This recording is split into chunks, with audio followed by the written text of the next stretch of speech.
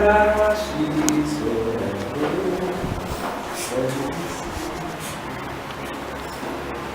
lá, eu fui chamado para falar hoje. Eu confesso que não era a minha vez, mas a gente tem que fazer uma certa troca. O tema que eu vou falar hoje é a manifestação da graça de Deus. Eita, peraí. Aí, quando eu vi assim, aí eu fui... Eita, e agora? O que é que eu vou falar? Esses temas que eu falo assim, é mais temas assim, mais do cotidiano e tal. Esses temas assim, mais complexos, eu sou Zé Ninguém pra poder falar. Meu Deus, o que é que eu vou falar?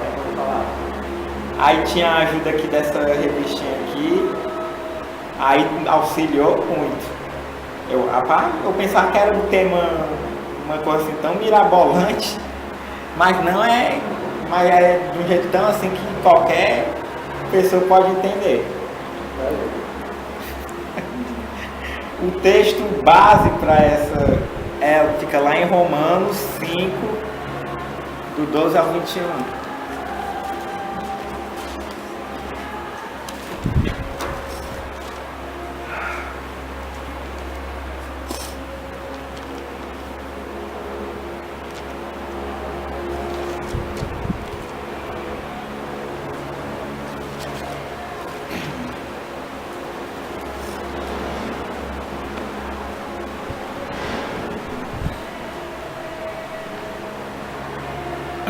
Todos acharam?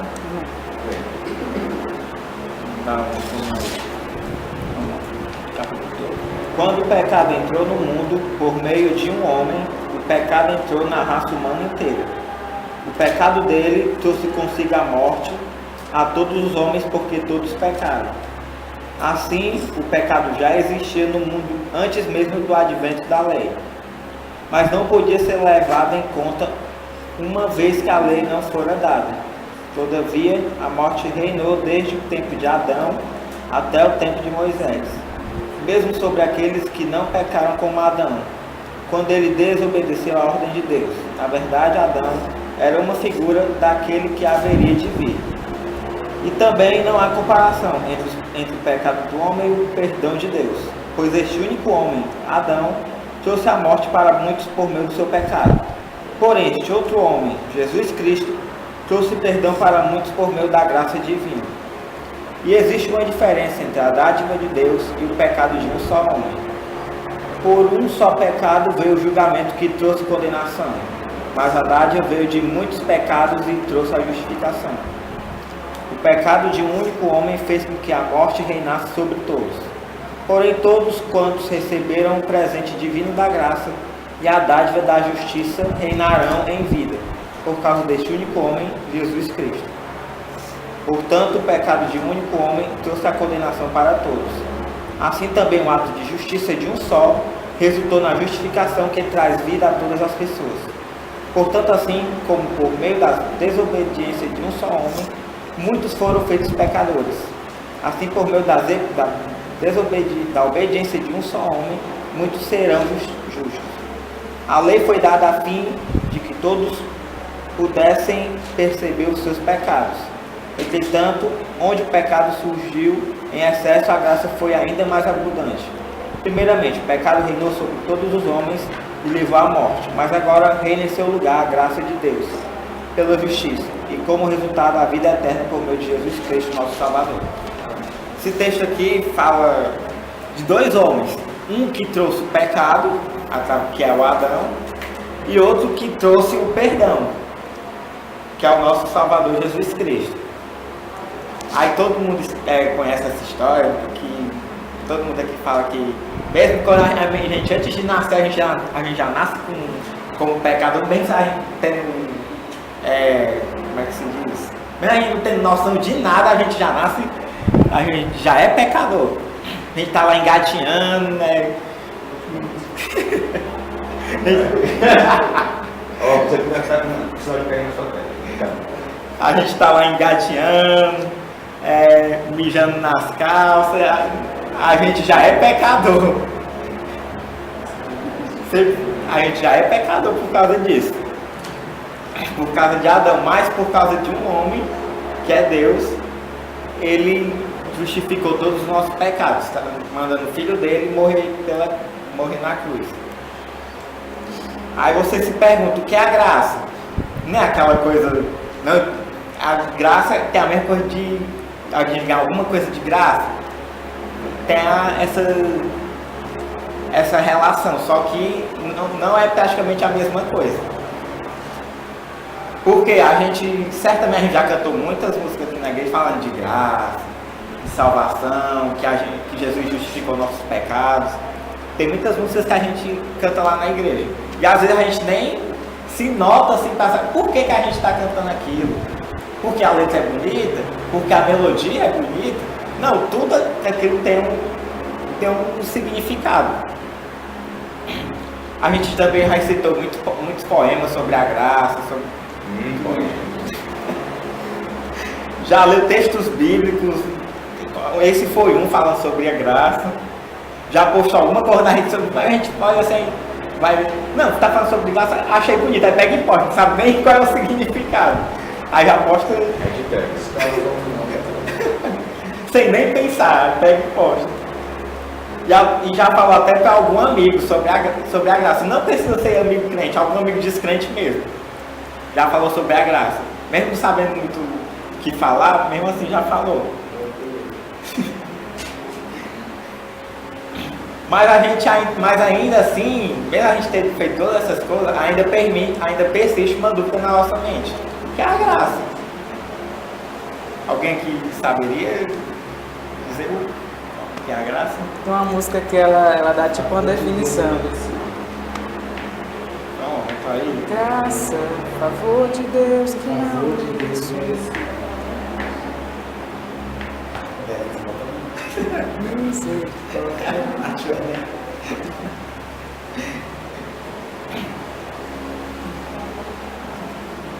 Olha, é exatamente isso que o Yuri e o Jeff falaram. Mas eu vou dar uma explicação, um contexto para vocês depois no final entenderem por que é no final o que é isso. Por que é isso? Graça merecida. É o favor merecido. Porque a gente não pode falar de graça sem citar o pecado. Porque primeiro veio o pecado, que Adão cometeu, para depois vir a graça, que Jesus nos deu. E o apóstolo Paulo foi bem enfático ao dizer que todos pecaram e estão afastados da presença gloriosa de Deus. Tem lá em Romanos 3, 23. E ele também foi radical em afirmar que o salário do pecado é a morte. Lá em Romanos 6, 23. E a gente não tem que se enganar, pois o pecado mata, destrói e causa separação entre o ser humano e Deus. Quantas vezes a gente não viu brigas entre familiares por conta de coisas tão banais, roubou dinheiro para comprar cigarro, para comprar bebida, qualquer coisa. Roubar é um pecado. Exatamente. Aí pega aí desses pecados, digamos assim, leves, levam a um pecado muito mais. Não tem pecado leve, pecadinho, é tudo pecado do mesmo jeito. E acontece muito dessas coisas. E ele destrói. Mas do mesmo jeito que ele deixa que o pecado destrói, a graça de Deus justifica tudo. Justifica ele ter mandado o filho dele para morrer por nós. Mesmo todos nós, mesmo a gente ainda estando na igreja, a gente está cansado de saber isso, mas mesmo assim a gente é pecador. Então a gente pega todo dia, mesmo a gente pega todo, mesmo sem a gente nem perceber, a gente pega. Pensando, falando, a gente pega de todas as formas. Mas Jesus nos perdoa. Então logo a gente não precisa ser aquele inteligentão, aquele diferentão. Então,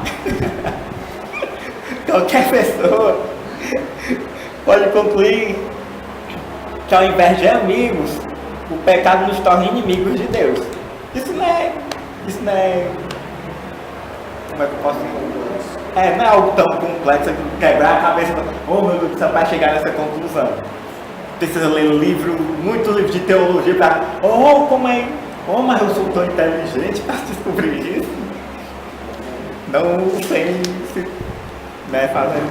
Né, falando mal de você.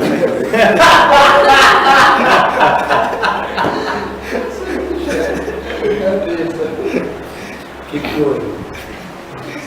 Aí o pecado nos torna inimigos de Deus, ou seja, todos nós estávamos espiritualmente mortos por causa de nossa desobediência e alienados em relação a Deus, ao próximo, à natureza e a nós mesmos condenados a sofrer o castigo de eterno Deus. Ou seja, a gente pode... Pronto, uma coisa... A gente pega... Um exemplo aqui cotidiano. A gente pega ver um cachorro de rua. Algumas pessoas, quando vê o cachorro... cachorro legal e tal, mas tem outros que vai... Sai daqui, bicho nojento! Sai daqui, não vê não! Porque senão taca a palavra em você. Uau, que raiva. Não, mas existe mesmo. Existe, e isso é errado, porque do mesmo jeito que Deus criou a gente, Ele criou os animais, criou as árvores. A gente não deve falar mal, por mais que o animal esteja doente, a gente pode tirar ele de pé, mas a gente não pode assim, vou te matar, aí pega a primeira pedra que vem, aí pega e joga. Eu já vi muita gente fazendo isso. Isso não pode acontecer. Isso também é pecado. Vocês querem citar alguma coisa? Não, isso que é interessante nesse texto de Romanos 10, ele fala sobre o pecado de Adão que refletiu na gente. Aí algumas pessoas têm dúvida. Peraí, Adão pecou e a gente paga o preço por Adão? E algumas pessoas têm essa interpretação. Não, o pecado que Adão teve, ele reverbera nos seus filhos, na sua descendência. Pronto, Adão pecou e eu estou recebendo a culpa pelo pecado. Algo genético. Pronto, tem uma corrente da pessoa que acredita nisso. Vamos dizer que como fosse teu avô pecou e o pecado do teu avô reverbera em ti hoje e tu sofre as consequências do pecado do teu avô. A maioria do pessoal Uma herança. É uma herança. Eu já não acredito mais tanto nisso, Alexandre. Eu acredito chamar como chamado de pecado hereditário. Não é mais pecado hereditário. É porque é como fosse o seguinte: quando não peca, o que é o pecado de Adão? É a desobediência. Ele tem uma possibilidade de obedecer a Deus e ele escolhe não obedecer. A gente pensa que o pecado entrou depois que ele comeu o fruto. Mas o pecado entrou a partir que ele tomou a decisão no coração dele de comer o fruto. É como o câncer. O câncer tem dentro da gente, mas desenvolve. Então acho que o pecado está dentro da gente e tem aquela capacidade de se desenvolver ou não. Eu creio que seja uma inclinação. Inclinação, pronto. Não é O coração do ser humano é inclinado a fazer o mal. Pronto, e em Gênesis 8, depois que termina o dilúvio, que Noé desce com sua descendência, e ele faz aliança com Deus, faz aliança com Noé, ele fala o seguinte: eu não vou destruir mais o mundo, porque o coração do homem é inclinado a fazer o mal desde a sua meninice. A partir que Adão peca e ele abre os caminhos, porque antes de pecar havia só um caminho para ser visto, que era o caminho de Deus. A partir desse desvio, outras possibilidades há para ser escolha na nossa vida. E a partir disso nós conseguimos fazer essas escolhas. E a fazer uma escolha que não vem da vontade de Deus, vem o pecado. Algum pessoal acha que está um pouquinho genético, mas para mim isso é mais uma questão de arbítrio, de livre escolha. Hoje a gente tem uma livre escolha que possibilita a gente escolher o que não é da vontade de Deus.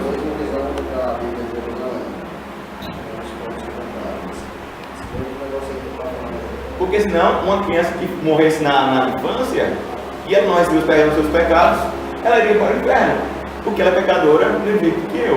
Ou então também levaria a entender que a mulher, ao nascer e ao morrer, não é pecadora.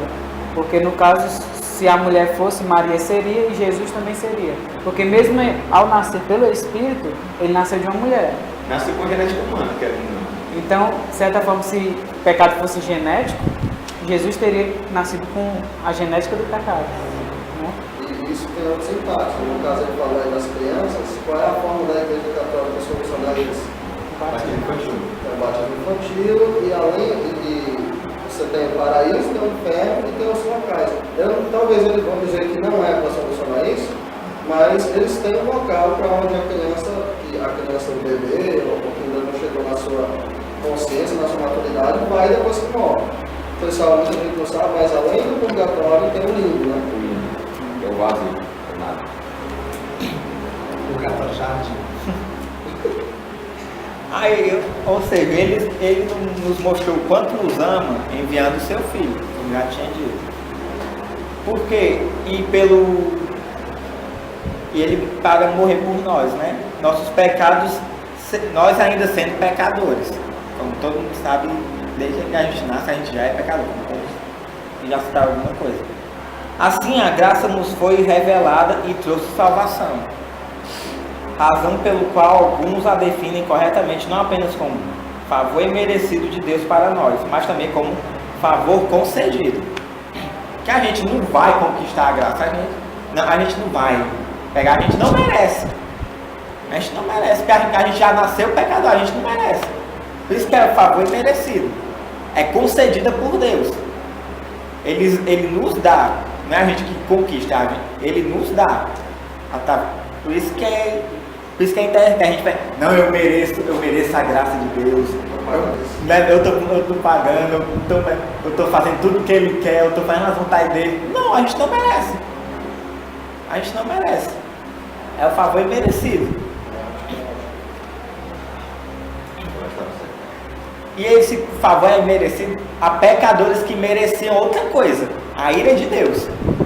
Nós não merecíamos a graça, nós merecemos a ira de Deus. Mas Ele nos concede a graça.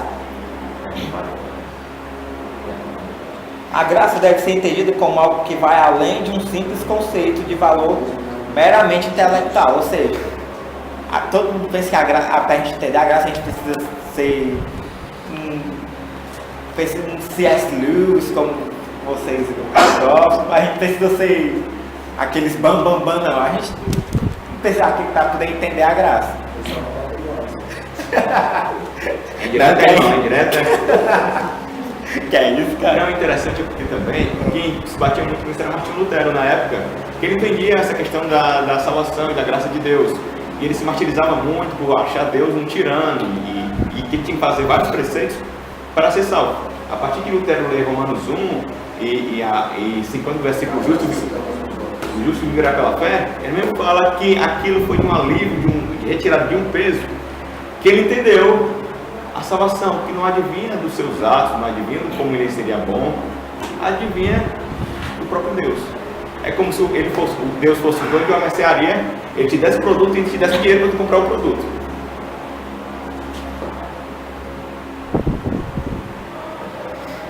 Ela é uma experiência transformadora, uma presença que comunica a vida e é uma pessoa em ação. Somente uma pessoa em ação, que é Jesus Cristo. A graça vem através dele, de ninguém mais, que é ele. Só vem através de Jesus Cristo. Não vem do Alisson, não vem do Júnior, não vem do Yuri, não vem do Jeff, não vem de mim. Só vem de Jesus, não vem do pastor, só vem de Jesus Cristo. A graça só vem dele.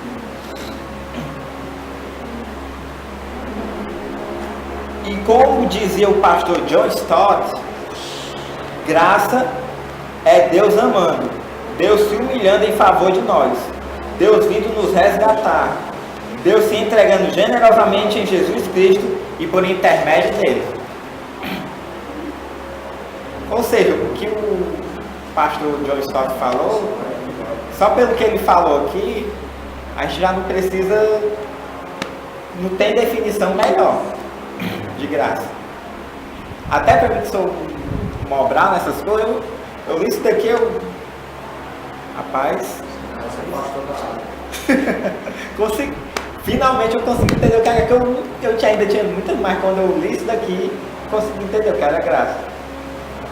Uma coisa que é importante, falando em graça, falando em salvação, acaba indo esse negócio de harmonia e tal, não, você tem só na sua cabeça assim. Não, tem calma.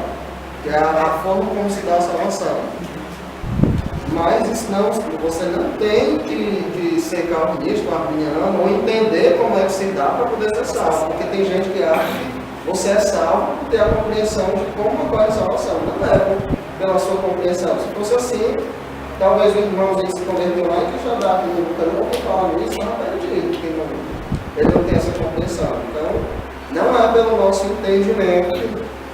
Claro, nós temos que entender que Cristo salva, mas não entender que é negócio de arminianismo, calvinismo, molinismo, todos esses termos, porque tem gerações de termos. E outra, antes desses termos existirem, antes dessas pessoas existirem, as pessoas que eram salvas pelo quê? Pois é. Apenas nós cremos que algumas dessas pessoas têm uma definição melhor de como se dá o processo. É O isso. interessante é que a leitura da Bíblia é tão simples e pura, porque você realmente apenas pode ser qualquer leigo, qualquer um, você lendo ela inteiramente, você entende o mecanismo da graça de Deus na salvação, como o André falou. Não precisa ser um doutor para entender isso aqui, mostrando que isso aqui é inspirado. Qualquer um, desde a criança até o adulto mais velho que for, lendo isso aqui inteiramente, ele entende o propósito de Deus, o agir de Deus, o trabalho de Deus no mundo e sua salvação. Em teoria, essa é para ser a visão do Evangelho protestante, né? Que nós temos livre acesso à palavra. Nós não dependemos da autoridade da igreja para ditar como é que é as escrituras. Agora a gente vai falar um pouquinho da graça no Antigo e no Novo Testamento. Como é que era manifestada a graça? Tanto no Antigo como no Novo Testamento. O Antigo Testamento é conhecido pelo tempo da lei.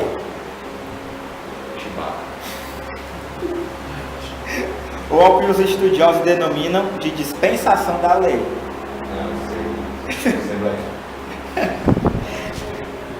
Ao folhearmos as páginas tanto do Antigo quanto do Novo, veremos a graça de Deus se manifestando na vida de pessoas, de famílias e até de nações.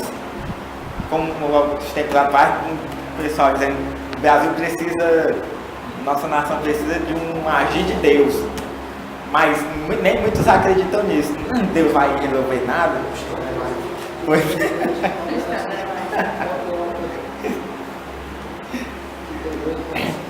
Considerando a graça como uma demonstração da misericórdia e do amor de Deus pelo ser humano pecador que não merece o seu favor, fica evidente sua efetiva presença no Antigo Testamento.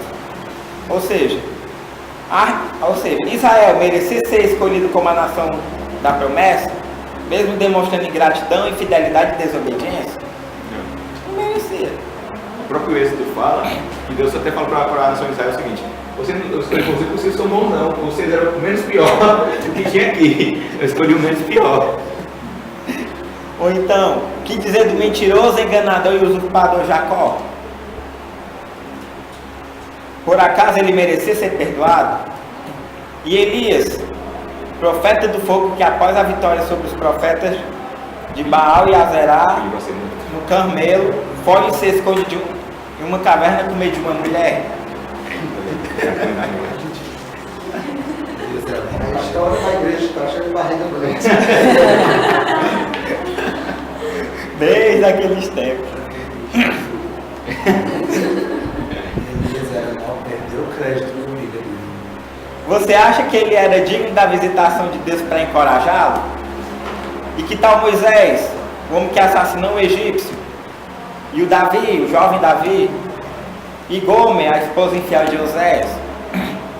Todos esses exemplos não mereciam. Mas Deus foi lá, ó, e transformou. Porque só Ele pode fazer isso. Só Ele. Eu não posso chegar, por exemplo, no Jefinho, o Jefinho tá. O Jefinho estivesse num bar, eu chegar, eu e o Jefinho vamos para a vamos para a igreja e tal. Aí o Jefinho nem quisesse, eu não posso transformar o Jefinho. Só ele. Eu acho que é isso, Tony, que a gente às vezes se decepciona, ou até às vezes a gente não quer levar o evangelho por causa disso, porque a gente pensa que a gente tem que ir lá, pregar e a pessoa se converter. Mas não é, porque a conversão ela vem justamente do Espírito. A nossa missão é jogar semente. Se ela vai frutificar ou não, depende do terreno, que é o coração da pessoa, e depende de quem dá o crescimento, que é o próprio Deus. Então a nossa missão é o quê? Levar semente. Né? Parte de Deus é certo.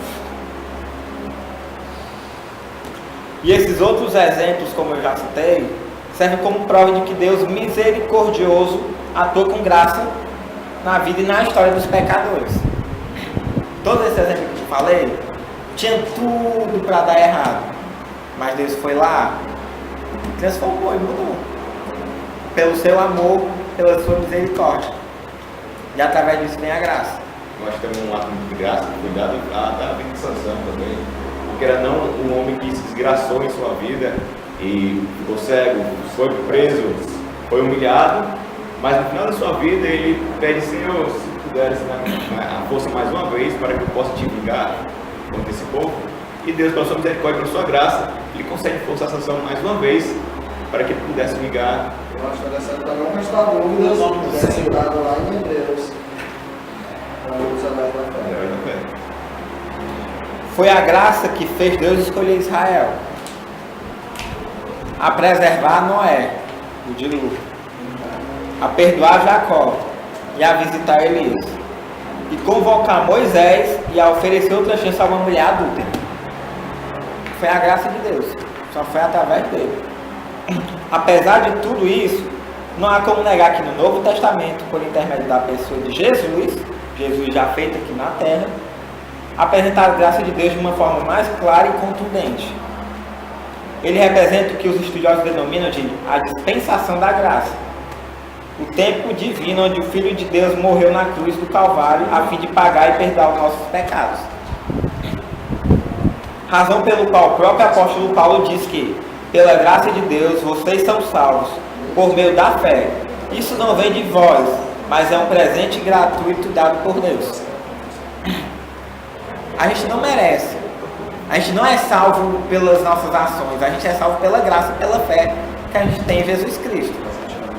Se a gente crê nele, se a gente acredita nele, a salvação vai vir pra gente. Vai ser dado, vai ser concedido a gente. A gente vai lá, batalha e conquista. Não, a salvação é dada a gente. É concedida.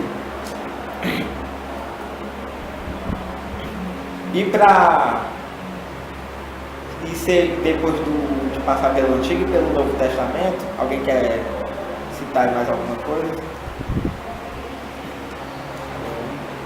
E nós mesmos, como filhos de Deus, eles somos sem graça, porque até Deus é misericordioso, às vezes a gente é muito não misericordioso. Nós queremos condenar algo que Deus condena. A gente pega aquela cena da graça de Deus para a mulher adúltera, o pessoal que vamos fazer uma limpa geral dessa mulher, vamos fazer um enxamento. E a graça de Deus mais pesado E agora a graça de Deus apresentada em Romanos, que é o nosso texto base. A carta de Paulo à igreja, que está situada em Roma, é a mais longa e doutrinária de todas as cartas do Novo Testamento. Não por acaso o reformador alemão Martinho Lutero, como o Alisson citou, a chamava de a verdadeira obra-prima do Novo Testamento. Nela o apóstolo trata de questões relacionadas à justiça de Deus, justificação pela fé, o pecado, a graça de Deus, a influência de grupos judaizantes na igreja. A questão entre alguns crentes gentios e judeus em relação à dieta de alimentos, posição de Israel diante de Deus, considerando sua rejeição ao Messias.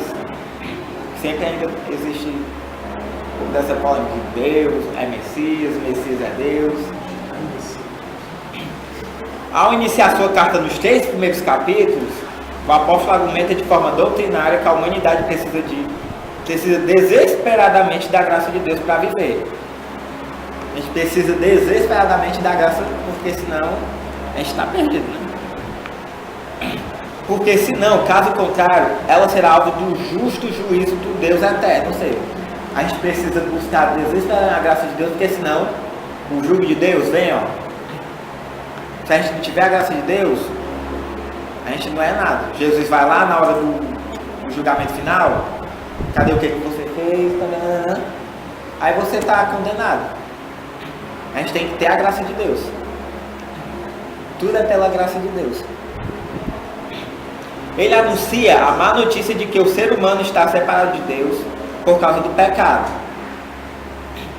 Desde lá do início.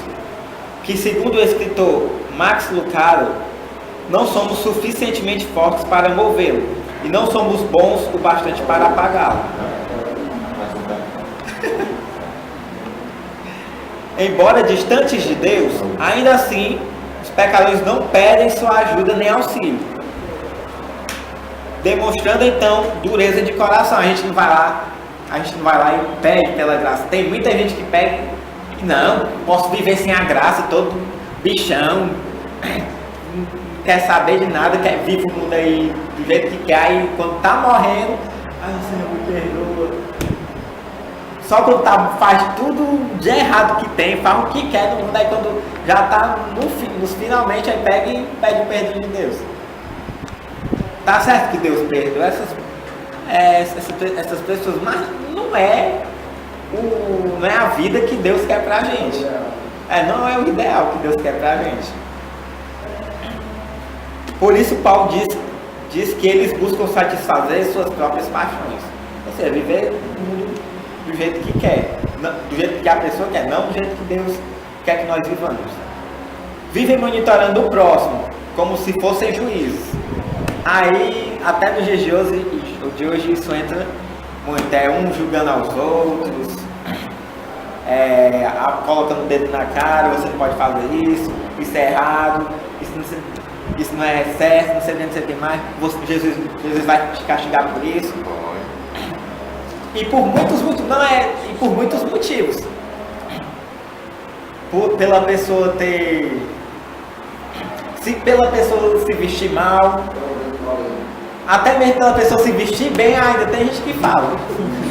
Só quer ser lento.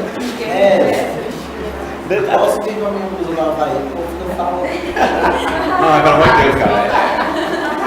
Até pela pessoa se vestir bem, parece que vai Falaram tanto a minha cabeça, as minhas duas sapatinhas rasgadas.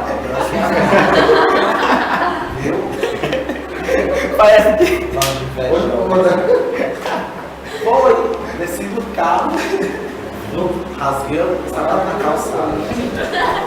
Vamos elogiando seu time. Foi ele sendo muito passado. Olha pra mim, tá bom, assim, ó. Ele admirava minha sapatilha, eu fui tudo bem, cara, minha sapatilha. Meu Deus. Pois é, até para as pessoas se vestir bem, parece que não tá nem na igreja, parece que vai pro desfile de moda. Já ouvi muitas pessoas dizendo, não de mim, claro, mas já ouvi gente de outras pessoas. Pois né, ó o tênis aí, ó o tênis da Nike, da Adidas. Isso daí é bem de segunda mão, é bem da feira. Tá africana. Cara, também ontem. É uma africana se veste bem. Vem nos africanos que, meu Deus, veste melhor que os que moram aqui. Não, pior que eles são estilosos, mas... São estilosos. Vai com aquele fone aí. E além de julgarem, se acham dignos de algo, devido aos seus próprios méritos. A gente não tem mérito. A graça é concedida por Deus, não é a gente que conquista. Ou seja, a gente não tem mérito nenhum. Somos nada. Eu subtrago o subtróximo. Subtrago Subtrago o subtróximo. Não tem jeito, todos pecaram. E os que vão nascer também vão nascer no pecado. Tudo é pecado. Todas as coisas do mundo afora, a gente peca. E quem diz que pecar é ruim, não tem prazer, me desculpe, mas é um tremendo hipócrita. Porque o pecado, ele traz prazer na hora. Só depois que vem o arrependimento e as consequências. Mas na hora, você sente um prazer momentâneo, mas quem diz, não, pecar é errado, é um tremendo de um hipócrita. E ainda tem muitas pessoas que pecam, não, é muito bom, e outras pessoas que eu pego, não, já pegou, sim, mas é muito ruim, pecado é ruim, eu não gostei, não sei o que. Eu fico, cada pessoa. Tá certo, fera. Aí agora eu vou lançar aqui umas perguntinhas. Tô tratando vocês como se fosse criança. Vamos lá. Alguns pecaram e estão afastados da presença gloriosa de Deus. É verdadeiro ou é falso? Falso. Alguns pecaram e estão afastados da presença gloriosa de Deus. A graça é um favor merecido. Graça e perdão não possuem nenhuma relação. Onde aumentou a graça? Mais ainda aumentou o pecado? Que coisa! Graça é a manifestação. Algumas pessoas acham que sim, né? Eu tô com a graça, eu vou pecar mais. Pior que existe mesmo. É exatamente isso que Paulo está combatendo. Não, mas era uma crença da época que era muito forte. O pessoal interpretava o negócio errado e achava que se pecasse mais, Deus seria muito mais bondoso e misericordioso para Não vocês. de modo nenhum, vivam agora de forma decente. Graça é a manifestação do grandioso amor de Deus por nós pecadores? Verdadeiro.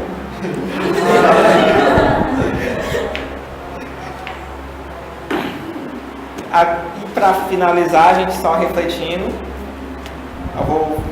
qualquer um aqui pode responder. Qual é a relação entre a graça e o pecado?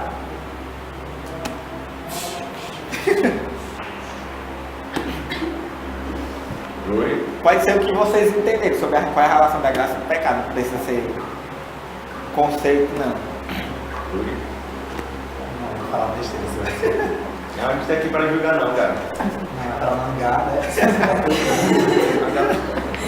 Advogado do quê? Acho que é simples assim, nós pecamos, estamos destituídos da glória de Deus e Ele em si mesmo quis que nós voltássemos até essa ligação entre nós e Ele. E isso foi feito por meio da graça dele, porque nós por si não alcançaríamos. Então, nós fizemos o errado, se distanciamos dele e ele, por meio da sua graça, nos reconciliou. Eu acho que a graça ocupa, a graça e o pecado ocupam o mesmo ocasião, o mesmo espaço. Aí, Aí já pegou em Romanos 12. Falou pouco, mas falou bonito. Romanos 12, não, Romanos 11.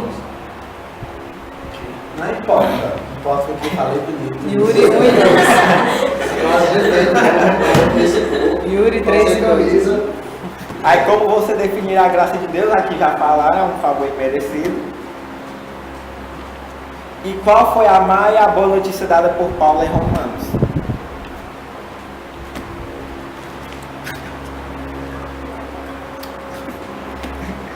Romanos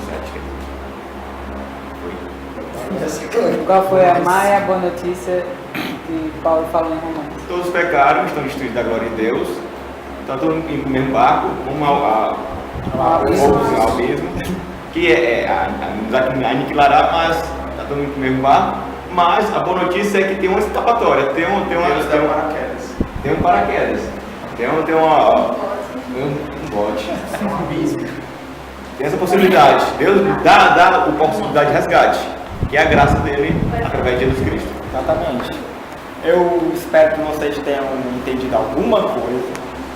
Sempre, até com as crianças, vocês falam o que vocês entenderam, aí elas pegam e falam tudo que eu tinha falado. Eu fico tão feliz. Eu espero que vocês tenham entendido alguma coisa. Muito obrigado pela oportunidade. Espero estar aqui mais vezes.